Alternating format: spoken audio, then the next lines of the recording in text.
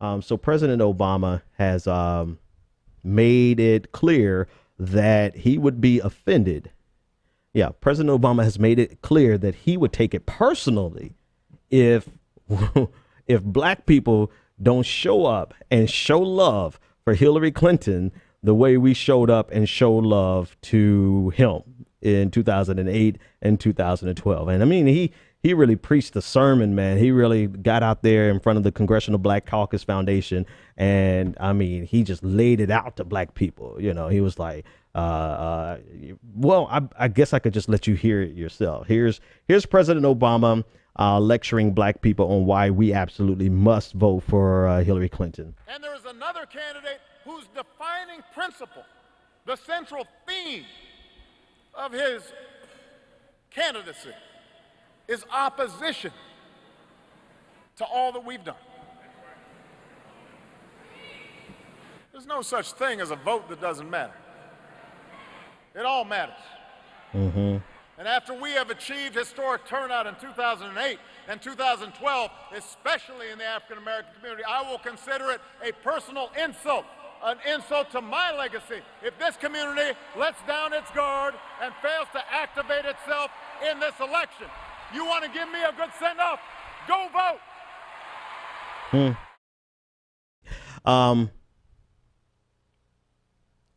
Bruh. I have zero tolerance. Like, my tolerance level is really, really low right now. I really don't have it in me. And I like Obama, man. I do. I just genuinely like him as a person. You know, forget all the bad politics, forget all of the neoliberalism. You know, I'm fond of Obama, but Obama clearly hasn't been in the black community long enough to understand that you can't just pony off the black card.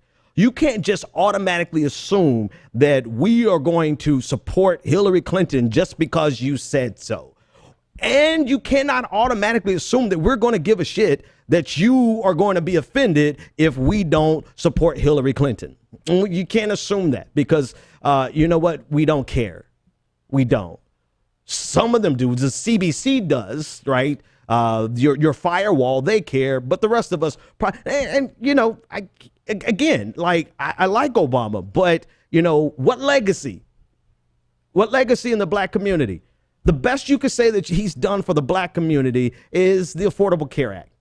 My brother's keeper is like this penance of a program that's more about, you know, pull your pants up, that's improperly funded, that doesn't address the systemic problems that African-American men face. So forget about that. That does nothing for the broader African-American community or even for the black men that it's supposed to target. But the best you could say he did for African Americans was the Affordable Care Act. And there's still a few million people who are not covered by that. He did not. A matter of fact, he made it clear on many occasions that he was not the quote unquote black president, the president of black America. So then now that you're trying to pull our card, President Obama, we have to return in kind and say, what did you do for the black community such that we should give a rat's ass about your legacy? Now, are you saying you just don't want Donald Trump to follow you? Okay. All right. I could dig that. Are you saying that you don't want a racist, fascist, xenophobic, Islamophobic, homophobic, just son of a bitch, Donald Trump, piece of shit that he is to follow you? Okay.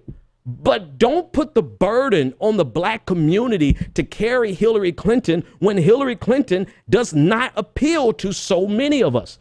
It's like the same thing they're doing with millennials, right? Everyone is losing their mind because 26% of millennials are supporting Gary Johnson. And I believe 15% or close to 15% are supporting Jill Stein, and about 14% are supporting Donald Trump. I may have those numbers transposed, but over 49% of millennials are not going to support Hillary Clinton. Are you going to be offended by them as well, President Obama? And if so, why is it the responsibility of marginalized groups, minority groups, to rescue America from Donald Trump when America could have rescued itself when the Democratic Party could have rescued themselves by nominating a candidate that actually could beat Donald Trump without having to put the pressure on all the minority groups? Why is it our burden? Why is it the black community's burden to save America from Donald Trump? And most of all, why do you think we owe you anything? And I like you. I personally just, I'm fond of the Obama family. I love the Obamas. I mean, I'm not going to let too many people, even in my circle, talk bad about you. Matter of fact, y'all calling in who want to talk about it, just watch your mouth. It's President Obama, right? I'm keeping it 100. But he called us out. We got to call. What have you done for the black community for us to actually care about your legacy to and for the black community? Your legacy is the first black president. Oh, I guess that's what you're saying, right? That somehow we should have this collective support for President Obama, no matter what his legacy has been, or no matter what his politics have been for black Americans. Unfortunately for your legacy, we have evolved past that. You still have a group of firewall people. You still have a group of older African Americans who, no matter what, hell or high water, they're going to always stand by President Obama. But the rest of us who understand the effects of his policies, the absenteeism of his specific policies for the black community in the face of very specific policies for other communities, which should have been done. The things that he did for the LGBTQ community should have been done. And thank you for doing those. Now, where were the racially specific policies for the black community? You didn't want to be the black president, but you're okay being the first LGBTQ president, according to the Time magazine cover or something, right? So if you can do a policy which needed to be done, right? Matter of fact, let's that's your legacy. That's a great thing. Affordable Care Act. That's not specific to the black community, but that's your legacy. Congratulations. But what have you done specifically for African Americans such that we owe you a favor? And yes, voting for Hillary Clinton, for those of us who really don't care and don't like Hillary Clinton, that would be the ultimate favor for somebody to call in. And I'm not feeling it. I'm not going to do it. Matter of fact, I think there's a lot of people who are not going to do it. So, I mean, just be prepared to be upset, President Obama. I'm not voting for Hillary Clinton. I'm pretty much tired of this election. I'm voting for Jill Stein. We're in Massachusetts. Donald Trump wins. Donald Trump wins at this point.